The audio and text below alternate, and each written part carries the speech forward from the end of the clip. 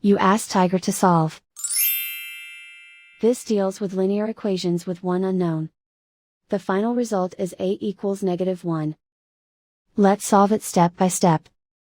Simplify the expression. Expand the parentheses. Multiply the coefficients. Simplify the arithmetic. Group like terms. Simplify the arithmetic. Group all a terms on the left side of the equation.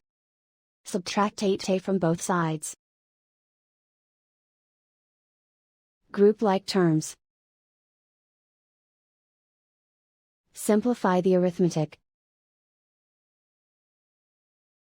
Group like terms. Simplify the arithmetic.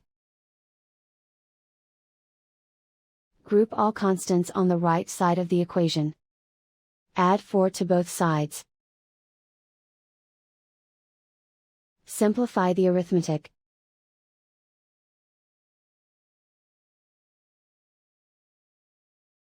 Isolate the a. Divide both sides by 4. Simplify the fraction.